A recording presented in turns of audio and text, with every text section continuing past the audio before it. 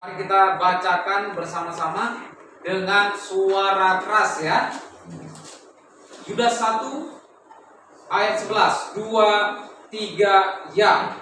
Celakalah mereka, karena mereka mengikuti jalan yang terbuka, karena mereka oleh sebab upah menjemurkan diri dalam kesesatan Bileam, dan mereka binasa karena kedurhakaan seperti Korah. Amin. Nah, saudara-saudara yang kasih Tuhan, ini bercerita tentang guru-guru palsu, ya, guru-guru palsu. Menariknya, Yudas mengutip ya ketiga tokoh ini dari Perjanjian Lama. Guru-guru palsu, tiga tokoh dari Perjanjian Lama. Yudas di dalam ayat yang ketiga menjelaskan ya, aku menasihati kamu supaya tetap berjuang. Kenapa saudara? Karena ada orang tertentu yang masuk menyelusup di tengah-tengah kamu, orang-orang yang lama ditentukan untuk dihukum. Mereka adalah orang fasik. Artinya apa? Ada nabi-nabi palsu atau guru-guru palsu yang menyusup di tengah-tengah jemaat Asia Kecil pada waktu itu, yang dilayani oleh Yudas. Kita ketahui bersama bahwa kitab Yudas, baik 1 Petrus, 2 Petrus, ya, kemudian 1, 2, 3 Yohanes, itu ditujukan kepada jemaat Kristen Yahudi yang sudah percaya Yesus, yang menyebar di seluruh daerah Asia Kecil. Jadi saudara yang kasih Tuhan, di tengah-tengah mereka ternyata ada guru-guru palsu. Nah, guru-guru palsu itu yang ada pada zaman itu, ya, digolongkan oleh Yudas dalam tiga tokoh ini. Ya, digambarkan oleh Yudas persis seperti tiga tokoh ini yang dikutipnya dari Perjanjian Lama. Ya. Mari kita lihat bersama-sama.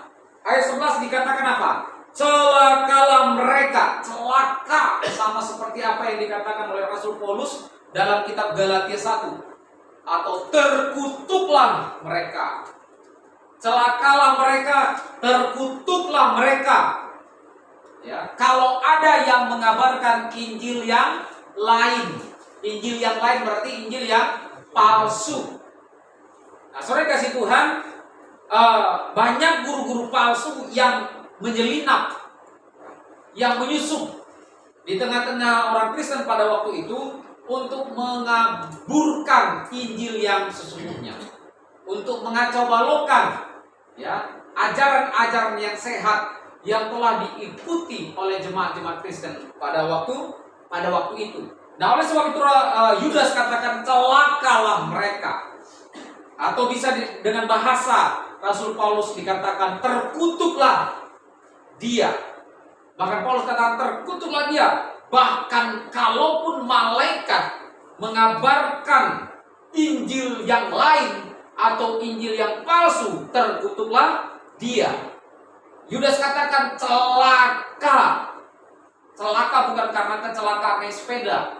Celaka bukan karena berkendaraan celaka. Celaka bukan hanya sebatas kecelakaan fisik, terluka tubuh fisiknya, bukan. Tapi celaka, terkutuk yang dipakai oleh Yudas dan Rasul Paulus ini adalah berkaitan dengan hukuman akhir nanti. Karena guru-guru palsu itu akan dihukum secara mengerikan pada penghukuman yang terakhir. Kenapa? Karena mereka menyesatkan umat Tuhan. Guru-guru palsu itu menyesatkan umat Tuhan yang sudah mulai belajar firman Tuhan, yang sudah mengenal Injil, yang sudah mulai bertumbuh dalam pengenalannya akan Yesus Kristus Allah Tritunggal, kemudian dikaburkan mereka sehingga mereka ragu dan menghambat pekerjaan Tuhan, menghambat penyebarluasan Injil yang dilakukan oleh para rasul pada masa itu. Nah, oleh sebab itu makanya Rasul sudah katakan celakalah mereka. Kenapa? Karena mereka mengikuti jalan yang ditempuh yang pertama. Jalan yang ditempuh siapa? Kain. Yaitu di dalam kitab Kejadian pasal yang keempat. Jadi Yudas tahu persis, Rasul Yudas tahu persis, bukan Yudas Iskariot ini ya. Ini perlu ditegaskan. Nanti dalam pengantar perjanjian baru ini harus ditegaskan bahwa ini bukanlah Yudas Iskariot, karena Yudas Iskariot dalam Kisah Rasul pasal yang pertama, maka dia maka dia gantung diri dan bunuh diri. Ya, kalau membunuh diri kan aneh ya. Yang benar adalah bahasanya bunuh diri. Ya, dalam Kisah Rasul pasal 1. Jadi Yudas Iskariot mati bunuh diri dan ususnya terburai. Nah, oleh sebab itu Yudas ini Yudas siapa? Maka para ahli sarjana berpendapat bahwa Yudas ini adalah Yudas saudara Yesus. Jadi ada dua saudara Yesus sebagai penulis kitab. Yang pertama adalah Rasul Yakobus. Yang kedua adalah Rasul Yudas.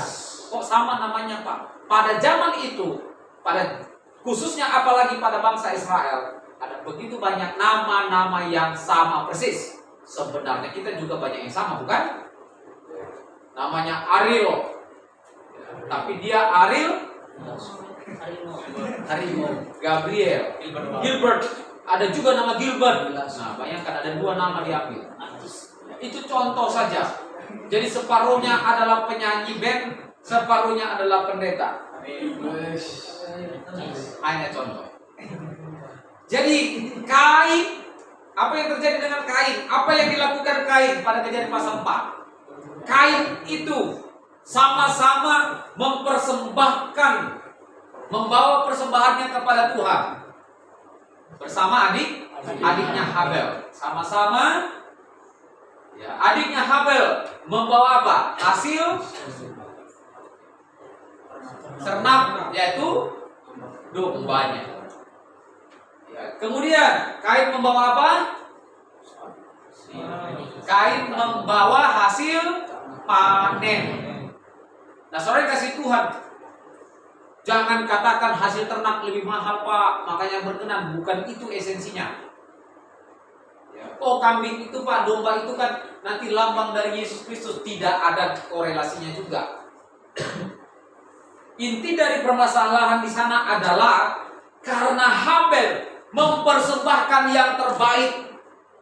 Tahu, mempersembahkan yang terbaik berarti dari antara domba-domba itu dia seleksi, dia pilih yang paling bagus. Karena dari hatinya yang paling dalam, dia mau memberikan yang terbaik bagi Tuhan. Maka dia pilih yang terbaik dari hasil dombanya itu, dia bawa kepada Tuhan. Sedangkan ternyata Kain, dijelaskan nanti di dalam 1 Yohanes, ternyata Kain itu hatinya jahat, hatinya busuk. Jadi saudara kasih Tuhan, sekalipun Kain membawa persembahan, memberikan sesuatu kepada Tuhan, hatinya tetap jahat. Saudara, kamu memberikan sebesar apapun untuk persembahan, selama hatimu jahat, hatimu busuk, persembahan itu tidak akan pernah diterima oleh Tuhan. Bereskan hati kita, minta Tuhan, minta pertolongan Tuhan, agar hati kita dijamah oleh Tuhan, hati kita dibereskan oleh Tuhan. Barulah hidup kita, barulah persembahan kita dapat diterima. Bahwa persembahanmu dari hatimu yang paling terdalam bersih, kerinduanmu mau memberikan sesuatu kepada Tuhan. Selama engkau tidak pernah membawa persembahanmu dari hatimu yang bersih dan rindu sekali mau memberikan sesuatu Tuhan, aku mau memberikannya untuk Tuhan, engkau tidak pernah memberikan sesuatu kepada Tuhan. Uji hati. Jangan-jangan belum pernah kau berikan persembahan kepada Tuhan dari hatimu yang paling terdalam, tulus dan murni. Jangan-jangan asal-asalan. Hati-hati ya. Kalau memberikan persembahan kepada Tuhan dengan asal-asalan, Tuhan tidak pernah berkenan. Tuhan hanya berkenan kalau kau berikan persembahan itu lahir dari hatimu. Hatimu tulus. murni mau memberikan, Tuhan aku memberikan, ada berkatku tapi tidak banyak, aku mau berikan Tuhan untuk persembahan, barulah Tuhan berkenan. Hanya ini Tuhan persembahanku, terimalah Tuhan permohonanku, sebab tak ku miliki harta kekayaan yang cukup berarti cukup persembahkan. Hanya ini Tuhan. Jadi harus dari hatinya. Jangan memberikan sesuatu bersungut-sungut. Jangan memberikan sesuatu tapi itu tidak lahir dari hatimu, asal-asalan. Tuhan tidak pernah berkenan. Ya. Maka kalau dari tempat asrama memberikan persembahan, Tuhan, ini persembahan nanti Tuhan. Siapkan. Bukan masalah besar kecilnya. Persiapkan dengan baik. Makasih Tuhan, aku mau memberikan persembahan. Itu penting. Persiapkan persembahan dengan baik. Lahir dari hati. Baru Tuhan disenangkan lewat persembahan. Jangan sampai engkau gak pernah, ya, Tuhan tidak pernah senang atas persembahan. Apalagi orang waktu dia pun lagi ada berkat tidak pernah mau memberikan persembahan. Cilaka 12. Cilaka kau. Lagi ada berkatmu pun kau tidak mau kasih persembahan. Apalagi kalau pas tidak ada, makin kikir luar biasa. Luar biasa. Kapan Tuhan bisa kau senangkan? Kapan Tuhan bisa senang? Gak pernah. Hati-hati ya, jangan main-main hal ini. Jadi saudara kasih Tuhan, apa yang dilakukan Kain? Kain iri karena persembahan Habel itu diterima oleh Tuhan. Karena lahir dari hatinya, Tuhan senang. Tapi karena Kain lihat, wah, persembahan Habel diterima dan persembahannya tidak, maka timbullah kejahatan dalam hatinya. Awas kamu adikku. Sekalipun kamu adikku, awas.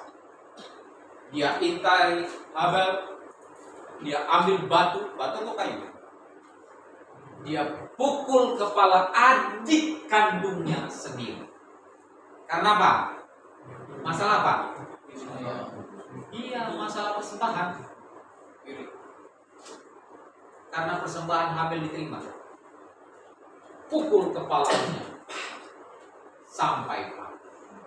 Saudara dikasih Tuhan, jangan pernah lakukan. Habel adalah orang benar, orang yang mengasihi Tuhan. Tapi Kain tega sekali. Sekalipun dia adiknya, dia bunuh. Ya. Bahkan adiknya itu sendiri pun, ya, dia tidak peduli. Satu darahnya. Saudara kasih Tuhan, sekalipun bukan adik kandung kita, tapi kalau kita tahu bahwa kita ini adalah Tuhan, tidak boleh melakukan seperti apa yang dilakukan Kain. Ya, tidak boleh sekali-kali seperti yang dilakukan oleh Kain. Ya, maka ternyata orang-orang di sana, ya, ada mereka mengikuti jalan seperti Kain. Berarti ada orang-orang di sana, guru-guru palsu di sana melakukan hal itu. Ya. Maka apa yang mereka lakukan? Iri hati, dengki, dan berniat jahat untuk membunuh. Luar biasa. Berniat jahat untuk membunuh. Maka Rasul Yudas tegas berkata, berhati-hatilah terhadap ada guru-guru palsu yang melakukan demikian, dan janganlah ikuti jejaknya. Amin. Yang pertama. Yang kedua,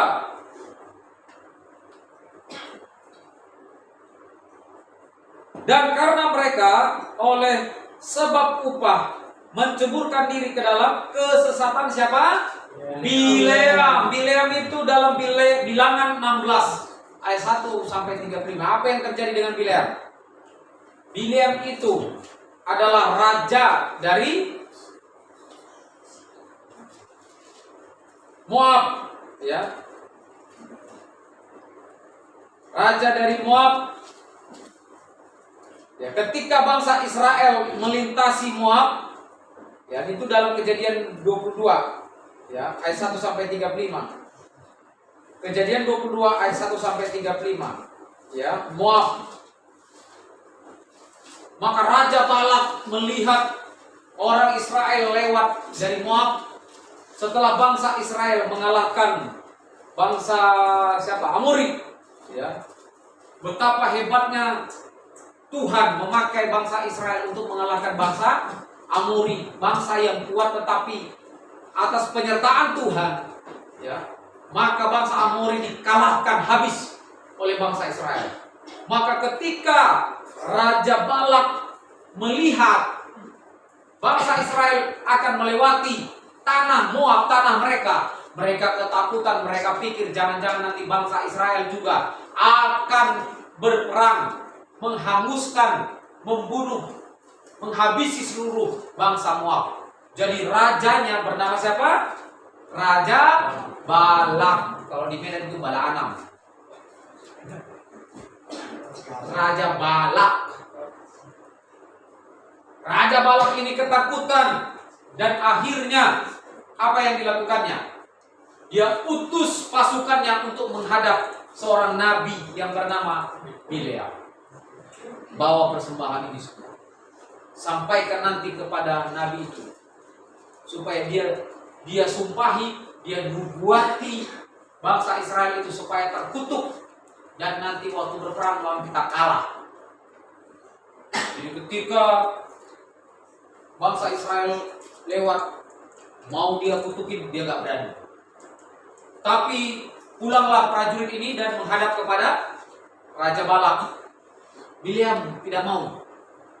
Akhirnya Raja Balak turun. Langsung rajanya turun, membawa lebih banyak lagi harta banyak, duit emas.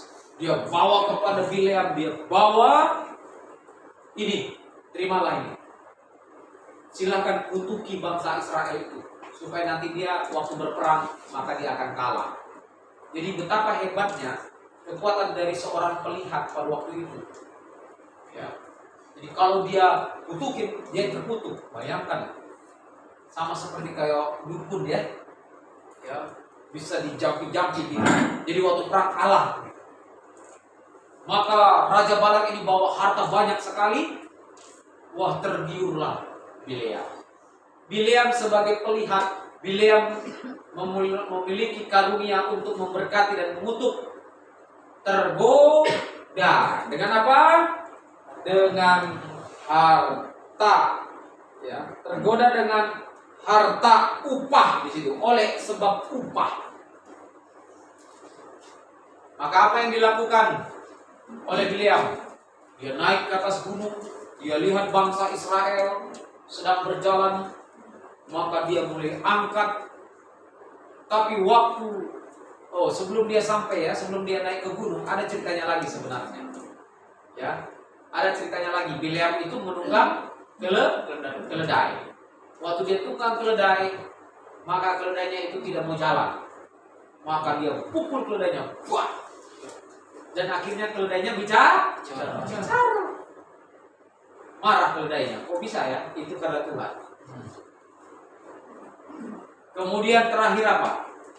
Ada juga malaikat di depan keledai untuk mencegahnya jangan melintasi. Saudara yang dikasih Tuhan, tapi karena upah duit, ya, Bileam tetap berjalan naik ke atas bukit dan hendak menutupi bangsa Israel. Coba ya, demi duit, demi upah, ya. Padahal Bileam tahu bangsa Israel adalah bangsa yang diberkati oleh Tuhan. Tapi Bileam karena upah mau mengutuk bangsa Israel. Nah, saudara yang kasih Tuhan, dari ini apa yang kita pelajari? Ya, kita pelajari di sini adalah sebagai hamba Tuhan, sebagai pelayan Tuhan, jangan sampai tersesat oleh karena apa? Oleh karena upah. Amin. Amin. Jangan tersesat, jangan dapat disesatkan karena upah. Ya.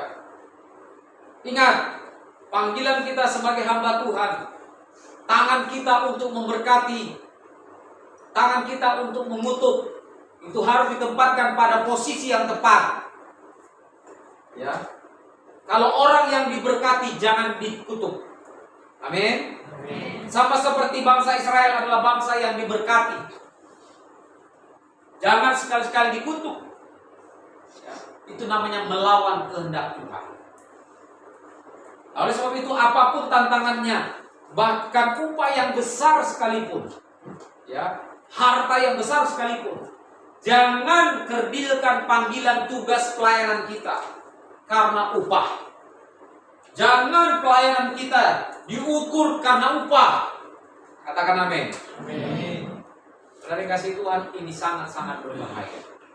Karena panggilan kita sebagai hamba Tuhan, pelayan Tuhan, adalah panggilan yang sangat tinggi dari Tuhan. Hamba Tuhan haruslah melaksanakan apa yang diinginkan oleh Tuhan, bukan karena bla bla bla.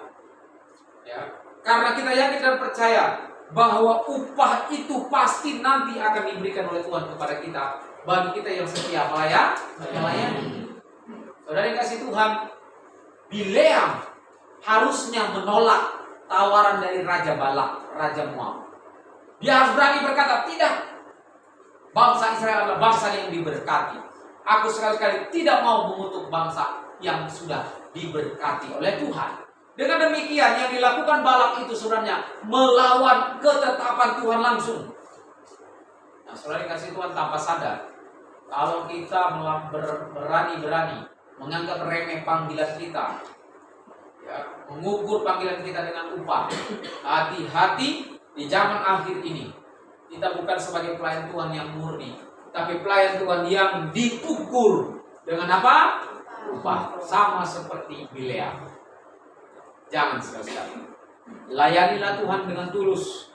Segala sesuatu pasti Tuhan akan tambahkan. Katakan amin. Amin. Ya. Bahkan sekalipun raja datang, raja turun, sekalipun raja membawa harta yang besar, tapi kalau untuk melawan, bertentangan dengan firman Tuhan, jangan pernah lakukan. Tetap setia pada kebenaran firman. Nah, oleh sebab saudara kasih Tuhan, guru-guru palsu pada waktu itu, maka mereka menghalalkan segala cara karena upah. Ya, menghalalkan karena uang, harta. Ini berbahaya. Pelayan-pelayan Tuhan pada masa kini pun tantangan yang paling terbesar itu apa sih? Sama, harta, uang. Maka itu pun harus kita introspeksi dalam hati kita. Apa motivasi kita melayani Tuhan? Apa motivasi kita nanti kalau kita lulus? Kalau kita lulus nanti STH, kalau nanti kita lulus SPD, oh Pak, aku nanti kalau lulus maunya dapat pekerjaan gaji yang besar, Pak. Berarti itulah tujuan hidupmu. Engkau sudah menduakan siapa? Tuhan. Maka kau harus berkata, kalau nanti aku lulus jadi STH maupun SPD, baik di gereja maupun nanti di sekolah, aku mau melayani Tuhan. Baru mantap. Amin. Amin. Kita kemuliaan bagi Tuhan. Kalau tidak, kamu pun tidak pernah berkenan di hadapan Tuhan. Maka kamu hanya melayani hatimu. Kamu hanya melayani kebutuhan hidupmu. Kalau hanya, cari. Aduh, di mana ini? Yang gajinya besar dong. Wah, yuk di sini dulu. Oh, kecilkan gajinya. Keluar kita dari sini. Berapa gaji sini? Masih di bawah 2 juta. Keluar lagi. Di sini 3 juta. Ada di sini 3,5 juta. Ayo, sana yuk. Ada di situ 4 juta. Ayo. Kau bukan hamba Tuhan. Hamba? Itu pun tidak. Tahu hamba apa? Hamba hantu. Hamba bebu. Hamba bebu. Karena kau begumu adalah uang. Mahasiswa SPHMI, bahkan yang lulus, selalu saya katakan, murnikan hati. Jangan main-main. Nanti memang kau lulus kau akan diuji oleh hatimu sendiri. Sekarang sih masih bisa dinasihati. Nanti kalau sudah lulus, nggak bisa. Ya, kalau orang sudah gila uang, kalau orang sudah kejar harta, STH, SPD itu bukan lagi yang utama. Melayani Tuhan bukan lagi yang utama. Tapi apa? Bagaimana aku bisa kerja dapat duit banyak, supaya aku nanti bisa ada duitku banyak, supaya aku bisa cicil motor, supaya aku nanti bisa cicil rumah, aku bisa tabung duit, aku bisa pulang, aku bisa punya sepatu yang mahal, aku bisa baju keren, aku bisa punya ini. Orang bilang hebat anak, maka orang tua aku akan bangga. Gaji anakku berapa di Jakarta? 5 juta. Anakmu berapa? Ya cuma segini. Hati-hati. Orang tuamu di kampung pun kalau begitu cara berpikirnya, doakan supaya apa? Bertobat. Orang tuamu tidak tahu apa arti pelayanan, tidak tahu arti kebenaran firman Tuhan. Jadi Anda semua, mumpung masih mahasiswa, saya masih bisa nasihati. Jangan sampai nanti tujuan motivasi akhirmu mendapatkan pekerjaan yang besar, gaji yang besar. Itulah tujuanku. Bertobat kau ya. Ingat baik-baik ini nanti. Kalau hanya kau tujuanmu lulus dari sini supaya kamu bisa punya duit banyak, bertobat kau. Tuhan tidak pernah berkenan di hadapan padamu. Kamu sama saja seperti Bileam. Tuhanmu adalah uang. Nah, saudara kasih Tuhan ini tegas sekali. Tantangan pelayan-pelayan Tuhan pada akhir zaman itu apa? Uang, harta. Banyak sekali orang tidak kuat. Banyak sekali orang langsung gelisah kalau dia tidak punya uang. Langsung melihat temannya, gajimu berapa? Sekian, besar kali gajimu. Kamu sih, ayo bilang keluar dari situ.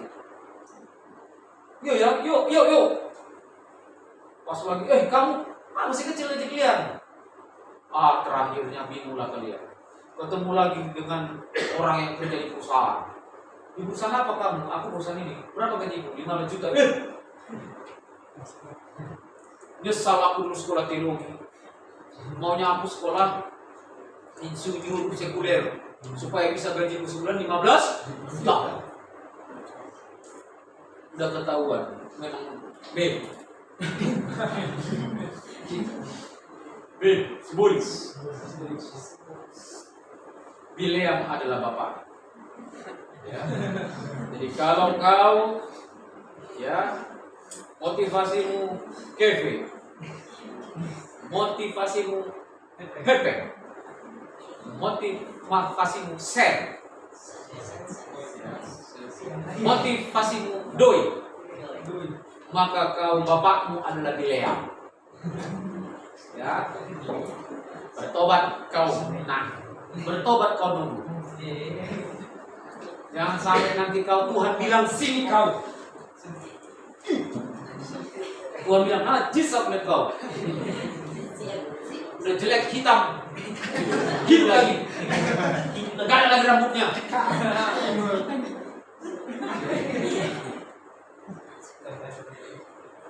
Udah kecil pendek, gak ada lagi rambutnya. Cuma giginya aja yang putih.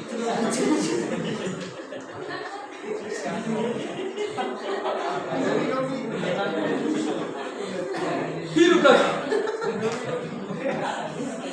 Di sini tidak ada. Tidak ada yang Yang ketiga adalah mereka binasa karena kedurhakaan seperti Korah. Bilangan pasal 16. Siapa Korah ini? Korah ini adalah orang Lewi dari bin Kehat. Apa yang dilakukan Korah? Dia kumpulkan orang Ruben, dia kumpulkan orang banyak 250 orang Israel, pemimpin-pemimpin. Bayangkan mereka buat rapat, ya, kudeta. Mereka rapat, mereka sepakat, mereka menghadap Musa. Musa, siapa kamu? Enak aja. Emang kamu siapa? Kamu pemimpin dia. Musa, kamu tidak layak lagi menjadi pemimpin kami. Turun kamu. Kami akan menurunkan kamu. Itulah hebatnya Korah. Padahal dia sama-sama suku Lewi, sama sepertimu, Musa. Sama-sama pelayan. Ini juga ya Pak ya? Ngeri memang. Dari dulu tuh begitu. Berarti Pak dari dulu pun udah ada persaingan-persaingan gitu Pak. Dari dulu. Itu yang dilakukan Korah. Enak kali Musa ini. Oh, emang dia siapa? Kita turunkan aja dia jadi pemimpin kita. Iya ya, ayo. Demo orang itu. Turunkan Musa jadi pemimpin kita. Saudara kasih Tuhan, apa yang dilakukan Musa? Maka Musa bilang, tenang. Kita minta petunjuk Tuhan. Kalau sekiranya memang aku harus turun tidak memimpin, tidak apa-apa. Tapi biarlah Tuhan yang berperkara. Amin. Amin. Biarlah Tuhan yang berperkara antara kita. Wah, dahsyat. Kemudian mereka berkumpul kembali. Musa berdoa. Tuhan, nyatakan kehendak-Mu bagi kami. Tuhan bilang dari surga, dari langit. Musa, mundur kalian. Jangan dekat-dekat perkemahan orang Korah. Semua mundur. Jaga jarak. Maka dalam sekejap mata, jarak mereka itu terbelahlah apa? Tanah. Wow. Apa yang terjadi? Orang-orang Korah semuanya ditelan hidup-hidup oleh bumi itu, masuk ke dalam tanah dalam. Ditelan. Bam. Sempat melarikan diri? Gak ada cerita. Kalau Tuhan sudah mau hukum, gak ada cerita. Tuhan hajar. Mati rapat tanahnya. Jadi apa? Jadi ayam geprek.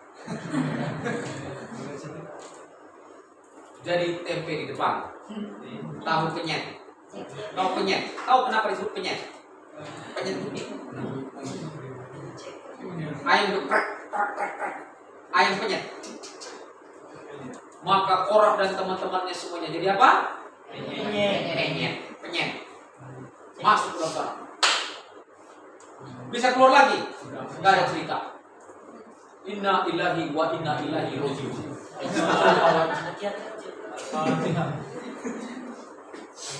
Apa yang terjadi dengan Korah? Iri hati akan kepemimpinan Musa. Apa yang terjadi dengan Korah? Berontak terhadap pemimpin.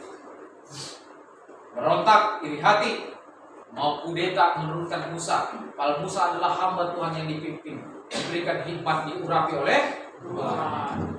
Jangan main, ya. Jangan sekali-sekali main-main.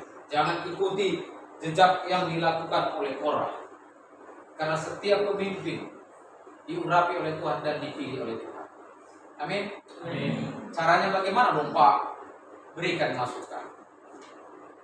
Ya, pemimpin yang baik akan menerima masukan. Bukan hanya keluar. Ya, harus menerima masukan dan keluar. Kalau pemimpin dikasih masukan gak mau, Tuhan yang akan sentil pemimpin.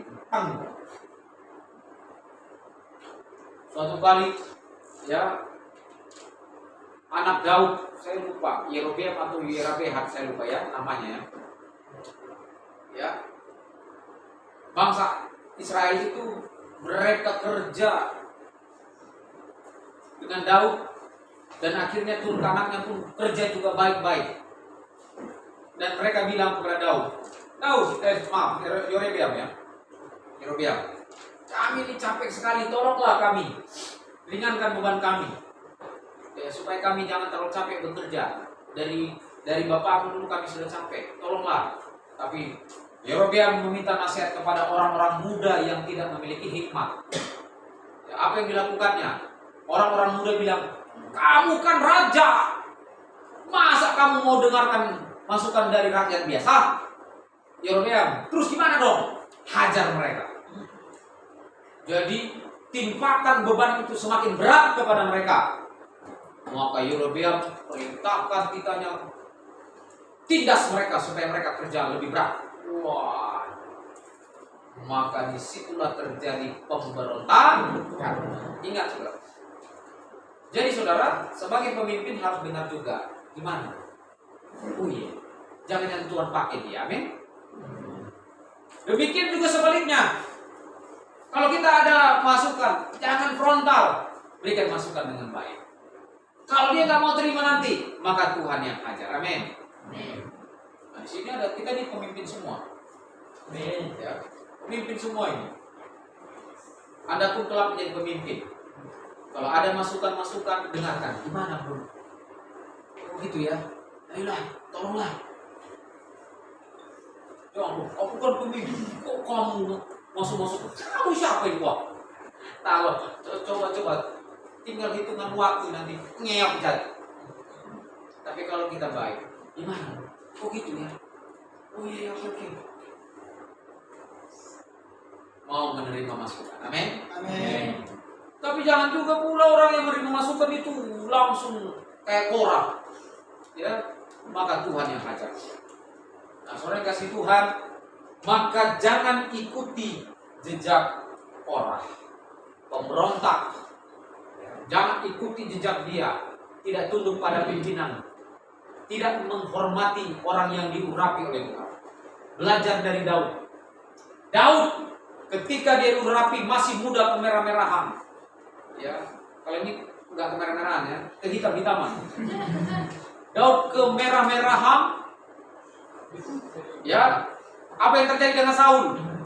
Saul iri. Daud berhadapan dengan Filistin, menang. Daud berhadapan dengan Goliat, menang. Maka bangsa Israel mengulurkan Daud. Wah. Kalau Saul ya mengalahkan beribu-ribu, maka Daud mengalahkan berlaksa. Kiri hatilah Saul. Aku raja kok Daud pula yang dieluk-elukan. Kok Daud pula yang disanjung-sanjung. Awas kau ya. Fake juga ya.